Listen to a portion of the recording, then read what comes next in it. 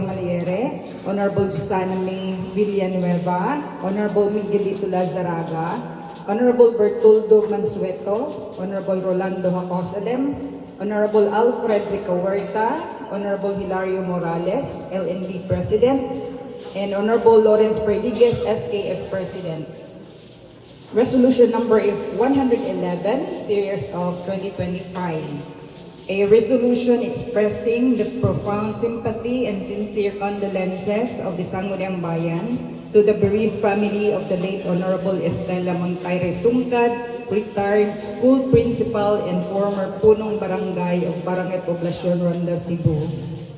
Whereas the Sangguniang Bayan of Ronda, Cebu deeply mourned the passing of the late Honorable Estela Montayre Sungkad last October 21, 2025 at the age of 94 years old, a retired school principal and former punong barangay from 1997 to 2007, who dedicated much of her life to education and public service.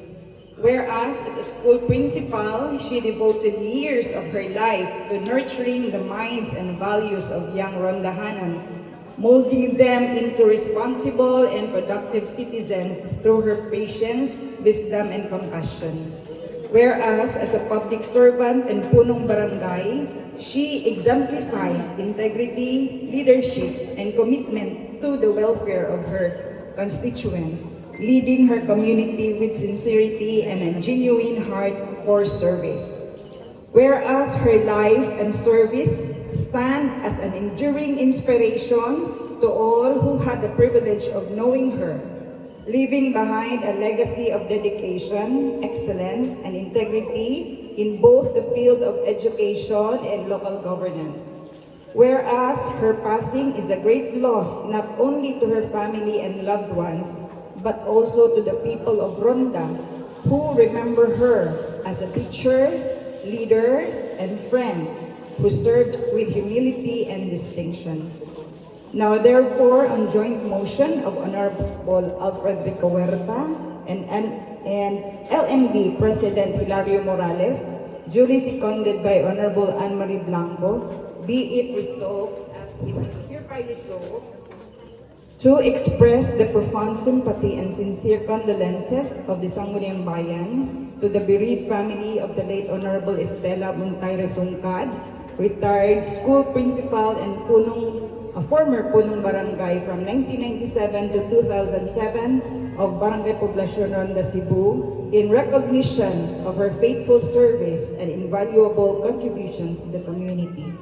Resolved further that a copy of this resolution be furnished to the bereaved family of the late Honorable Estela Montayre Sungkad as a token of respect and expression of heartfelt sympathy of the municipal officials and constituents of the municipality of Ronda. Adopted unanimously by all the members present on October 27, 2025. Certified true and correct Daphne Aguaviva, Secretary to the Sangguniang Bayan. Attested and certified to be duly adopted. Signed, Rocky Gabatan, Presiding Officer, Municipal Vice Mayor. May we request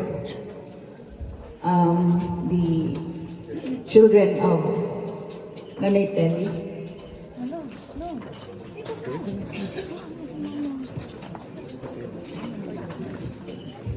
Mananghid lami nga kami nalang tanan mga kay wa pa mi magsitol of the state.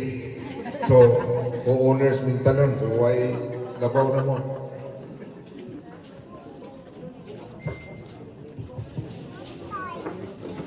Atubang na lang mo ni Mayor. Atubang na mo ni Mayor. Atubang mo ni Mayor.